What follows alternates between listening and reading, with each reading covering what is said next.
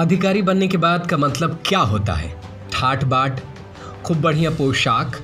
लेकिन हम जिनकी बात करने जा रहे हैं वो अपने आप में ही अलग ओहदा रखते हैं।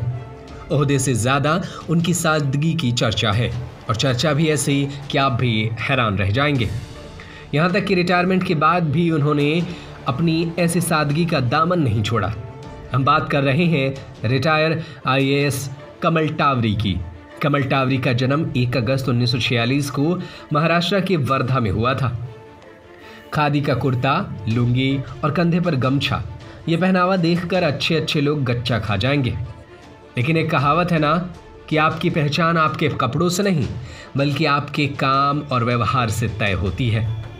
कुछ ऐसी ही है कमल टावरी की जिंदगी, जिनकी सादगी और ईमानदारी की चर्चा हर जगह होती है।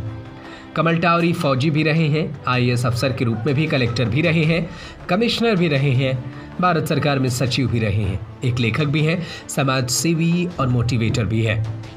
2006 तक कई जिलों के कलेक्टर और कई जगहों के कमिश्नर रहने के अलावा राज्य और केंद्र सरकार में कई महत्वपूर्ण विभागों के सचिव भी रह चुके हैं। अब रिटायर होने के बाद भी उन्होंने देश सेवा का काम बरकरार रखा है, बस अब तरीका अलग है। इस समय वो बेरोजगारी पर प्रहार करने के लिए युवाओं को जागरूक कर रहे हैं। ये युवाओं को रोजगार के लिए प्रेरित करते हैं तथा लोगों को तनाव मुक्त जीवन का हुनर भी सिखाते हैं। रिटायर्ड आईएएस कमल टावरी ने अब तक 40 पुस्तकें लिखी हैं। एलएलबी होने के साथ साथ अर्थशास्त्र में डॉक्टरेट की उपाधि भी हासिल की है। लखनऊ के जवाहर भवन में ग्राम्य विकास आयुक्त के सभागार में कमल टावरी ने यह संकल्प लिया कि वो अब खादी कपड़े ही पहनेंगे। साल 1983 में कमल टावरी और उनके साथ आईपीएस ऑफिसर एसएम नसीम एक संदिग्ध सरकारी बस का पीछा कर रहे थे। 15 किलोमीटर पीछा करने के बाद दोनों अधिकारियों ने आजमगढ़ के अतरौलिया में बस को रोक लिया। इसी दौरान बस के ड्राइवर और कंडक्टर ने दोनों अधिकारियों पर बुरी तरह हमला कर दिया। मामला कोर्ट में पहुंच गया।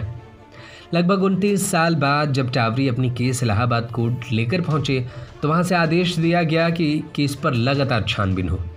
अंत में 29 साल बाद 26 मार्च 2012 को इस केस का फैसला हुआ और दोनों आरोपियों को 3-3 साल की कैद हुई। अपनी जिंदगी के 40 साल से ज़्यादा कई हाई क्लास ओहदे पर बैठने वाले शख्स आज गांव से लेकर युवाओं तक के लिए चिंतित हैं। कमल टावरी हर तरह से युवाओं को स्वरोजगार के लिए प्रोत्साहित कर रही हैं। कमल टावरी अब ज़्यादातर समय गांव के विकास और युवाओं को रोजगार के तरीके सिखाने में बिताते हैं।